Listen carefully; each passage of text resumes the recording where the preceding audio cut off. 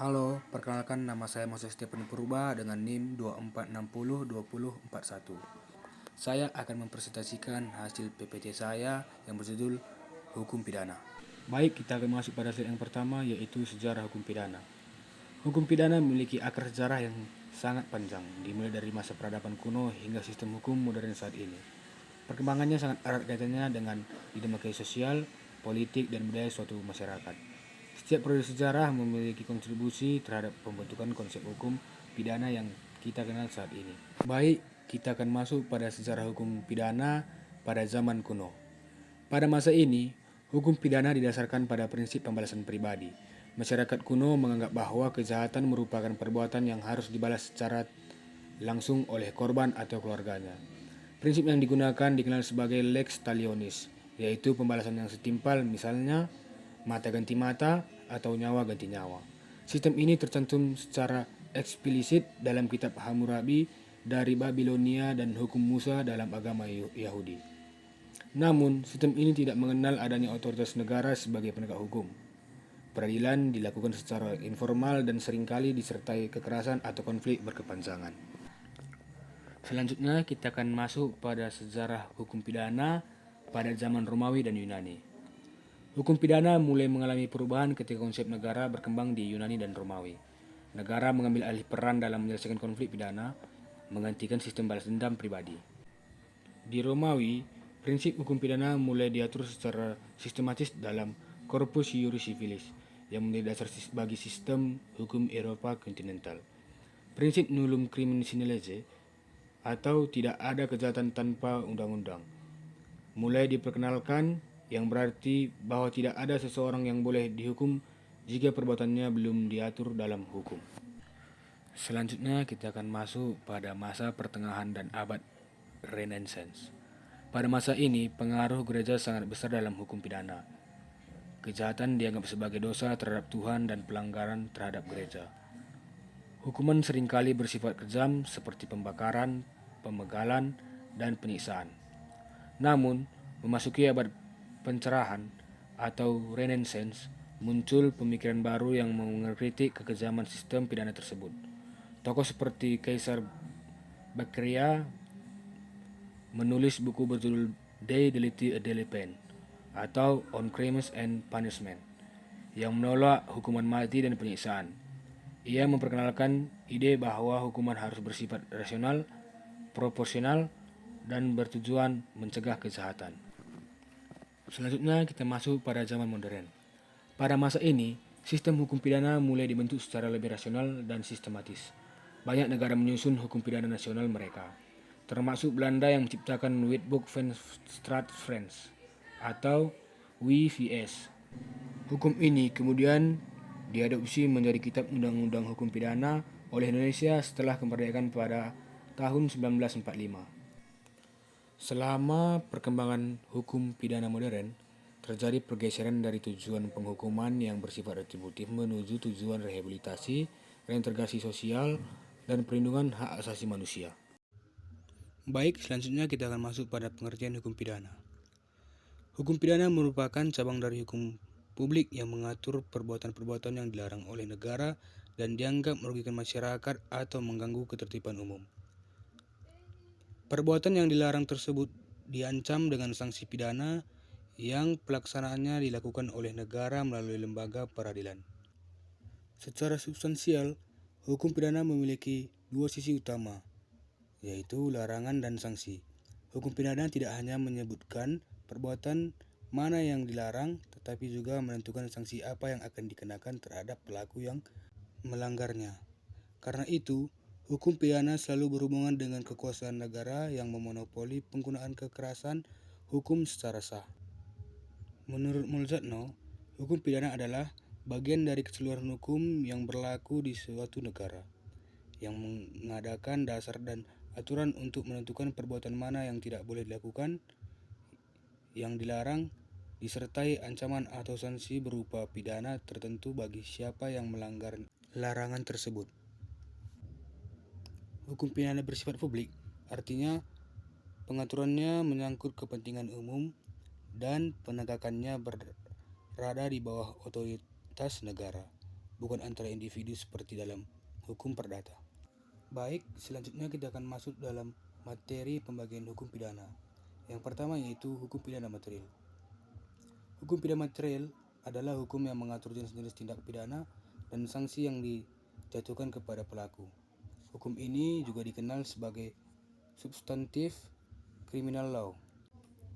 Di Indonesia, hukum pidana material diatur dalam Kitab Undang-Undang Hukum Pidana.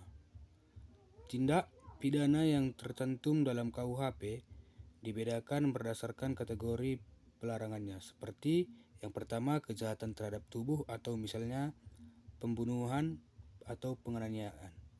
Yang kedua kejahatan terhadap harta benda, misalnya pencurian, perampokan. Yang ketiga kejahatan terhadap negara, misalnya pengkhianatan dan terorisme. Yang keempat kejahatan terhadap moralitas dan kesusilaan, misalnya perzinahan dan prostitusi. Yang kedua, hukum pidana formil. Hukum pidana formil adalah hukum yang mengatur bagaimana hukum pidana material dijalankan atau dilaksanakan.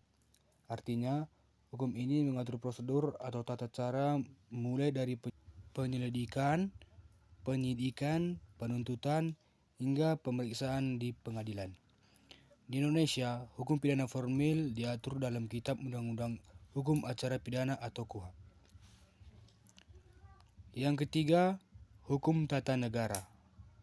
Hukum tata negara berhubungan dengan pengaturan struktur kekuasaan dalam negara. Aspek ini mempengaruhi hukum pidana karena memberikan batasan tentang kewenangan lembaga-lembaga negara yang dapat melakukan penindakan pidana. Misalnya, kepolisian memiliki kewenangan untuk melakukan penyidikan dan penyelidikan atas perbuatan pidana yang terjadi. Yang keempat, hukum administrasi negara. Hukum administrasi negara mengatur sanksi administratif bagi pelanggaran administratif. Misalnya, pelanggaran terhadap perizinan usaha, pelarangan administrasi kepegawaian yang dapat berujung pada sanksi administratif, seperti pencabutan izin atau pemecatan. Terkadang, pelanggaran administratif ini juga bisa berlanjut menjadi pelanggaran pidana. Yang kelima, hukum publik internasional. Hukum pidana internasional adalah cabang hukum yang mengatur perbuatan-perbuatan yang dianggap sebagai kejahatan internasional. Kejahatan-kejahatan tersebut meliputi kejahatan perang, genosida, dan kejahatan terhadap kemanusiaan yang berhak diadili oleh pengadilan internasional seperti Pengadilan Kriminal Internasional (ICC). Baik, selanjutnya kita akan masuk dalam materi tujuan hukum pidana. Tujuan hukum pidana adalah untuk mencapai keadilan melalui pemberian sanksi bagi pelanggar hukum dan untuk mencegah terjadinya kejahatan di masa mendatang. Tujuan hukum pidana terbagi menjadi dua, yaitu fungsi preventif dan fungsi represif. Fungsi preventif adalah hukum pidana yang berfungsi untuk mencegah terjadinya kejahatan dengan memberikan efek jera baik secara umum pada masyarakat luas maupun khusus kepada pelaku kejahatan. Selanjutnya, fungsi represif. Fungsi represif berarti bahwa hukum pidana memberikan reaksi terhadap perbuatan kejahatan yang telah terjadi dengan menunjukkan hukuman yang sesuai dengan perbuatan yang dilakukan. Selanjutnya, kita masuk dalam tujuan hukum pidana menurut para ahli. Yang pertama yaitu Wirjono Projodikoro mengatakan bahwa hukum pidana memiliki fungsi untuk menjaga ketertiban masyarakat dan untuk memberi efek jera pada pelaku serta untuk melindungi kepentingan umum. Yang kedua, Tirta Amijaza mengatakan bahwa hukum pidana harus berfungsi sebagai pencegah dan pendidik bagi masyarakat agar tidak melakukan tindak pidana. Yang ketiga, Kanter dan Sianturi. Mereka mengatakan pentingnya fungsi hukum pidana dalam melindungi kepentingan hukum masyarakat dari tindak pidana yang merugikan. Yang keempat, Barda Nawawi mengatakan bahwa hukum pidana berfungsi untuk menjaga keamanan dan ketertiban dengan pendekatan yang berlandaskan keadilan sosial dan perlindungan terhadap hak asasi manusia. Selanjutnya, fungsi hukum pidana. Yang pertama, melindungi kepentingan hukum. Hukum pidana melindungi berbagai kepentingan hukum yang ada dalam masyarakat, seperti nyawa, harta benda, hak asasi manusia, dan ketertiban umum. Yang kedua, mengatur dan membatasi kekuasaan negara. Negara memiliki wewenang untuk memberlakukan hukuman, namun hukum pidana juga membatasi penggunaan kekuasaan negara untuk memastikan bahwa tindakan negara tetap sesuai dengan asas legalitas dan keadilan. Selanjutnya kita masuk dalam sumber-sumber hukum pidana. Sumber hukum pidana adalah dasar atau landasan yang digunakan dalam merumuskan dan menegakkan hukum pidana. Kita masuk dalam sumber hukum formil. Yang pertama, undang-undang, yaitu KUHP, KUHAP, serta berbagai undang-undang pidana khusus seperti Undang-Undang Narkotika, Undang-Undang Tipikor, dan Undang-Undang Terorisme. Yang kedua, peraturan pemerintah atau PP, dan peraturan presiden atau Perpres. Yang ketiga, peraturan daerah atau Perda. Dalam beberapa kasus, Perda dapat memuat sanksi administratif atau pidana ringan. Yang keempat, hukum kebiasaan atau adat. Sejauh tidak bertentangan dengan hukum nasional, hukum adat dapat dijalankan dasar pemindanaan. Yang kelima, jurisprudensi. Putusan-putusan hakim terdahulu yang menjadi pedoman. Yang keenam, traktat atau perjanjian internasional, misalnya Konvensi Anti Korupsi PBB yang diratifikasikan oleh Indonesia. Baik, selanjutnya kita masuk dalam materi sistematika hukum pidana.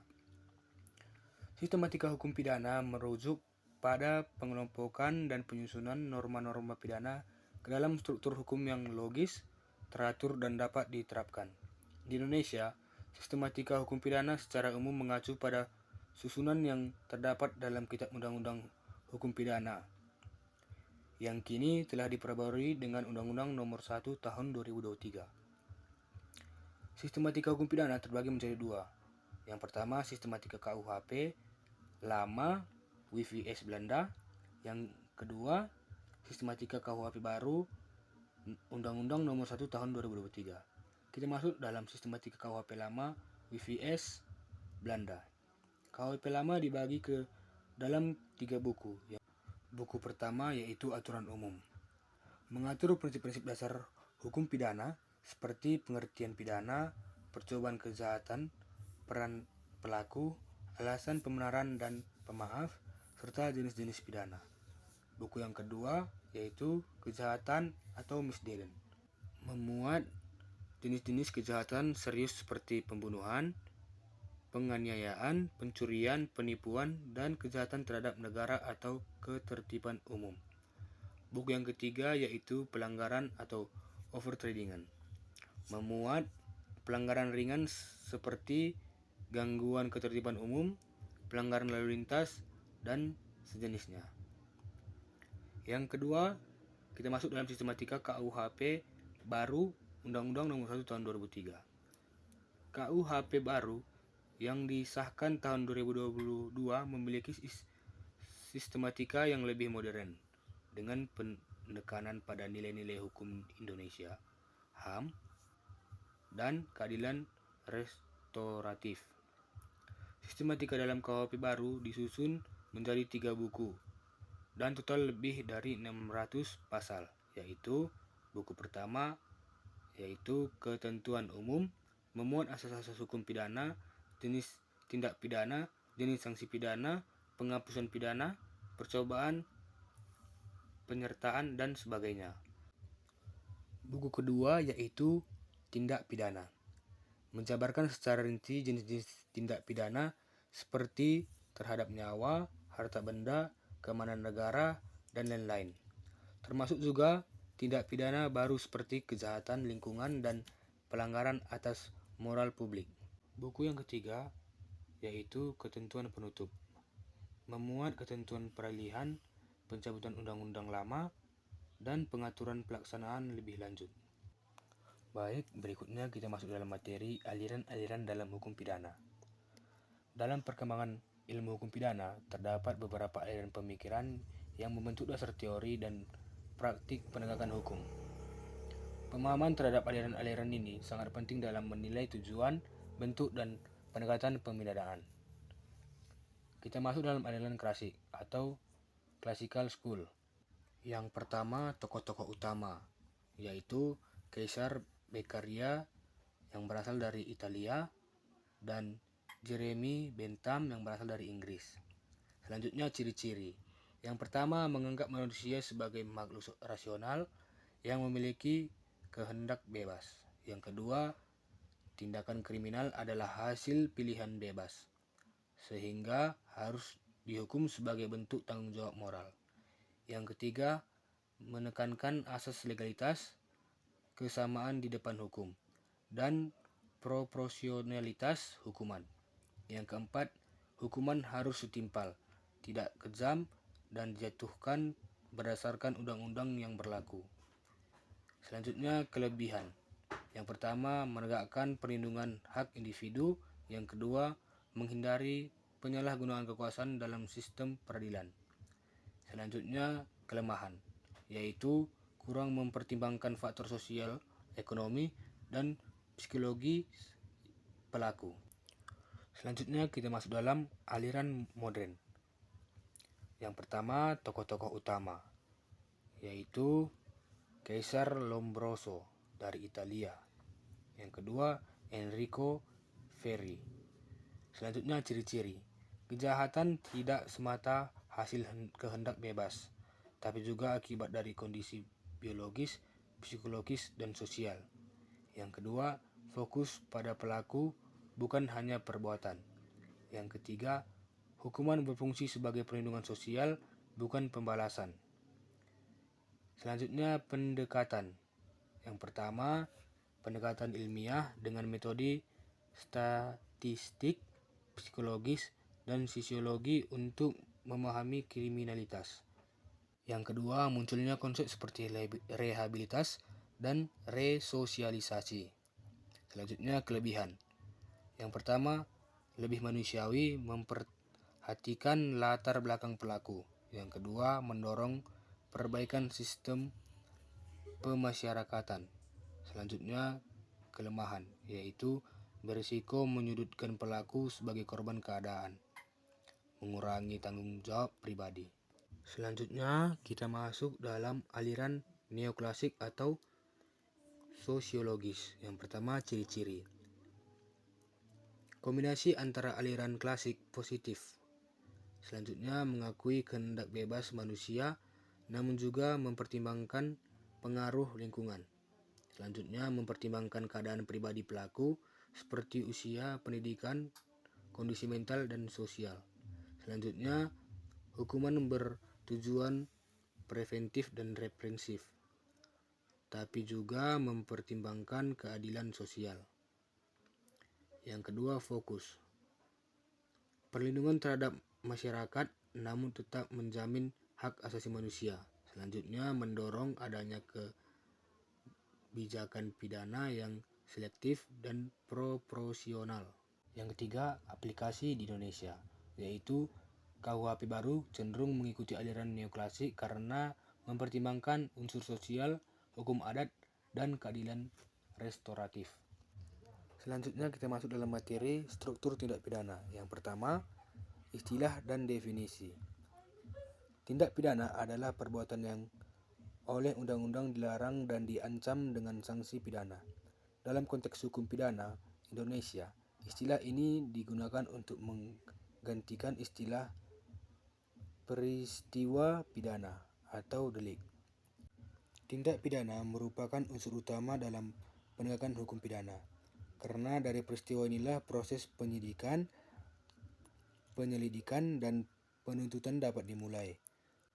Menurut Muljatno, tindak pidana adalah suatu perbuatan yang dilarang oleh suatu aturan hukum yang disertai ancaman pidana bagi siapa yang melanggarnya. Struktur tindak pidana dalam hukum pidana Indonesia memiliki beberapa unsur utama. Yang pertama, perbuatan. Merupakan tindak nyata yang dilakukan seseorang baik dalam bentuk perbuatan aktif atau melakukan sesuatu maupun perbuatan pasif atau tidak melakukan sesuatu yang seharusnya dilakukan. Yang kedua, kesalahan. Merujuk pada unsur batin atau sikap mental pelaku saat melakukan perbuatan tersebut. Kesalahan dapat berupa kesengajaan atau dolus, kelalaian atau culpa. Yang ketiga, perbuatan melawan hukum. Perbuatan yang bertentangan dengan norma hukum pidana positif. Meski ada perbuatan yang tampaknya melanggar hukum, jika dilakukan dengan alasan pembenar, misalnya membela diri, maka tidak dianggap tindak pidana. Yang keempat, daya pidana. Menunjukkan bahwa terhadap perbuatan tersebut dapat dijatuhkan hukuman kecuali ada alasan penghapus pidana, seperti tidak mampu bertanggung jawab, gila, atau dalam kondisi terpaksa. Yang kelima, pertanggungjawaban pidana. Menunjukkan bahwa pelaku memang layak dipidana karena memiliki kemampuan bertanggung jawab secara umum. Selanjutnya kita masuk dalam materi ruang lingkup berlakunya hukum pidana, yaitu asas-asas hukum pidana. Yang pertama, asas legalitas. Tercantum dalam pasal 1 ayat 1 KUHP yang bunyinya tiada suatu perbuatan dapat dipidana kecuali berdasarkan kekuatan aturan pidana dalam perundang-undangan yang telah ada sebelum perbuatan dilakukan. Artinya, tidak ada perbuatan yang dapat dianggap sebagai tindak pidana kecuali telah diatur terlebih dahulu dalam undang-undang. Yang kedua, asas non-retroaktif atau tidak berlaku surut. Diatur dalam pasal 1 ayat 2 KUHP yang isinya adalah jika ada perbuatan undang-undang setelah perbuatan dilakukan, maka digunakan aturan yang paling menguntungkan bagi terdakwa. Asas ini menjamin bahwa pelaku tidak dapat dikenai hukum pidana atas perbuatan yang belum diatur pada saat ia melakukannya. Namun, jika terjadi perbuatan hukum, pelaku diberi manfaat dari hukum yang lebih ringan. Yang ketiga, asas teritorialitas. Hukum pidana Indonesia berlaku untuk semua orang yang melakukan tindak pidana di wilayah negara Republik Indonesia tanpa memandang kebangsaan. Yang keempat, asas nasional aktif. Hukum Indonesia berlaku bagi warga negara Indonesia yang melakukan kejahatan di luar negeri dengan syarat tertentu. Yang kelima, asas nasional pasif.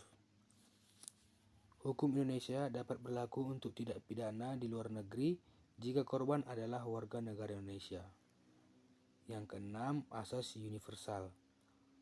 Hukum Indonesia berlaku untuk tindak pidana internasional yang mengganggu ketertiban dunia seperti genosida, kejahatan perang, dan terorisme, meskipun pelakunya bukan warga negara Indonesia dan kejadiannya tidak di wilayah Indonesia. Berikutnya kita masuk dalam jenis-jenis rumusan delik. Dalam hukum pidana Indonesia, rumusan tindak pidana atau delik dapat diklasifikasikan dalam berbagai cara, yaitu yang pertama berdasarkan unsur pembentuk, yaitu delik formil ditentukan oleh perbuatannya saja tanpa memperhatikan akibat. Contohnya, pasal 362 KUHP tentang pencurian. Berikutnya, delik material ditentukan oleh akibat yang ditimbulkan. Contoh, pembunuhan akibatnya adalah kematian orang lain. Yang kedua, berdasarkan waktu terjadinya. Delik seketika, selesai dalam satu waktu, misalnya pencurian.